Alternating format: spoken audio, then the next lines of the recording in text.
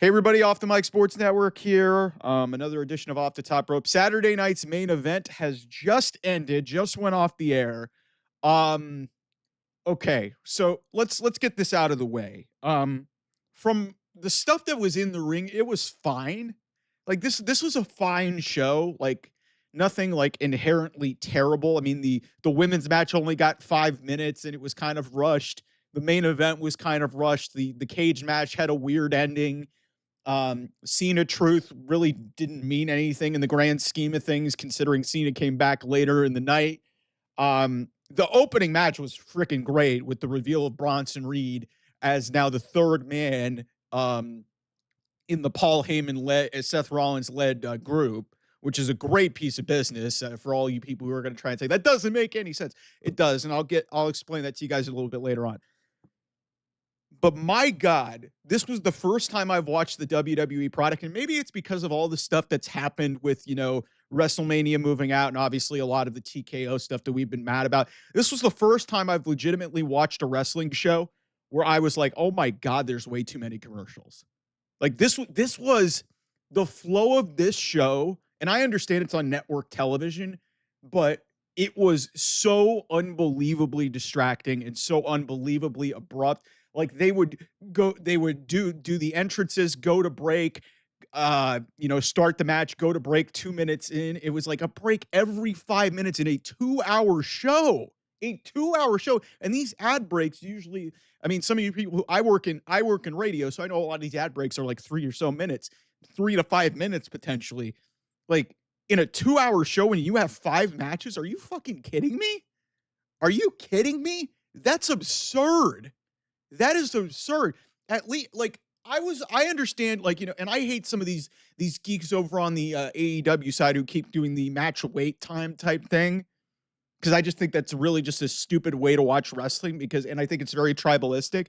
But this was the first time in the TKO era where I was like, my God, this is kind of ruining the experience.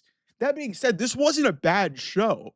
Like, there was some weird stuff that happened on the night. And, Cody Rhodes' return, which, by the way, great pop for Cody Rhodes, coming back to help Jey Uso and set up what presumably is going to be a tag match and might be a 6-man. They may add Travis Scott and then, maybe Jimmy Uso's involved in this as well. I don't know.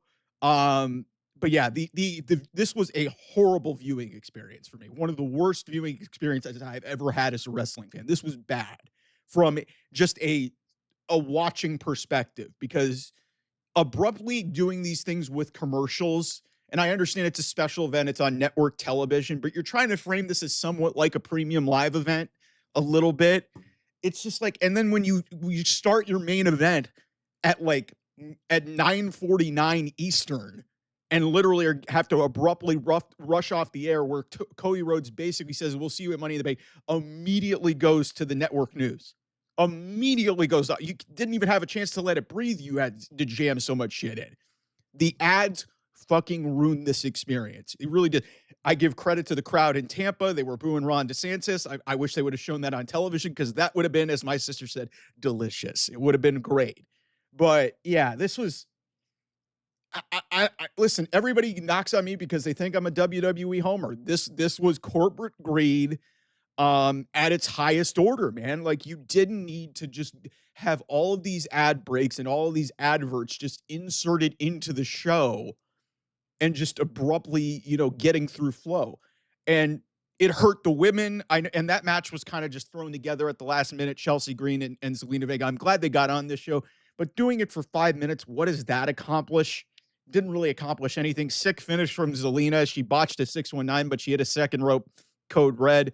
Again, the opening tag, I think, was the best thing on this show.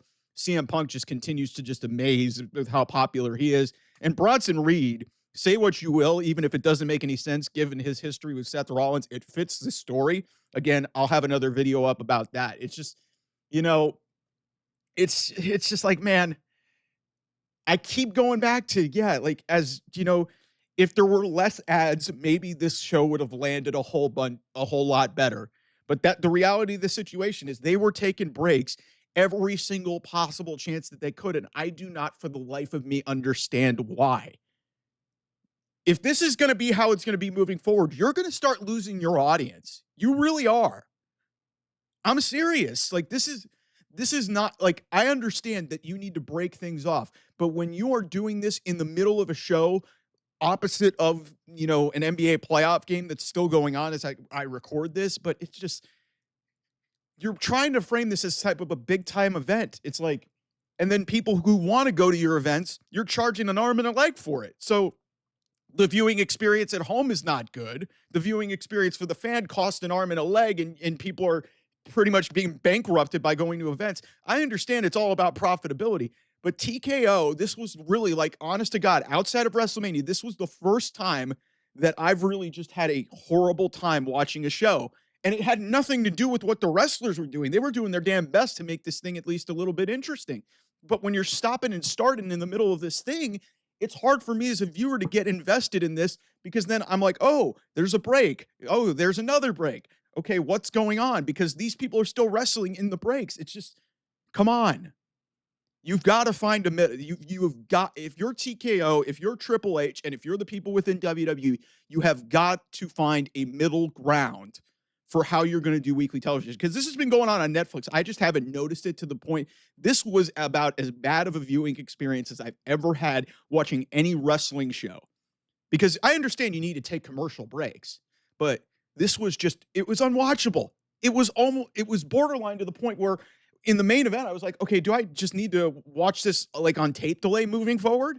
Because watching it live, it just didn't do anything for me. It was a completely just underwhelming and just, hard to grasp like what was going on within TKO and within WWE, thinking, okay, let's jam 5 matches into 2 hours and let's just, get all the ads that we possibly can, make all the money that we can, and just ruin the viewing experience for our audience. How's that for you people who think that I'm just an AEW hater and tribalist against it? I will call out bullshit when there is bullshit. And this was nonsense. It was a fine show from an in-ring perspective. There was some weird shit that happened throughout the night. The 5-minute women's match, the weird end of the cage match, the main event that, barely lasted at all, to set up what was going to happen at Money in the Bank. Great to see Cody Rhodes. Great to see Bronson Reed back. But my God, man, this was just, and R-Truth is a national treasure, but what did that do? And I'll talk about Cena a little bit later on, but like I said, it's frustrating, man. This is the worst element of corporate greed. And this is what a lot of people are mad about with, WWE right now.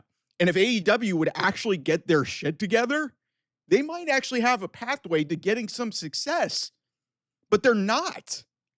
Because this card that they have tomorrow night at Double or Nothing is not going to inspire a lot of confidence, especially if you don't crown Hangman Adam Page. And especially if you give Mercedes Moné the pathway to All In. But again, this was kind of a mess from a technical and a production standpoint. From a wrestling perspective, it was fine. I didn't have an issue with it, but we'll have a lot more coming in here. This is a big weekend for wrestling, big weekend for sports. I will see you guys soon. Bye-bye.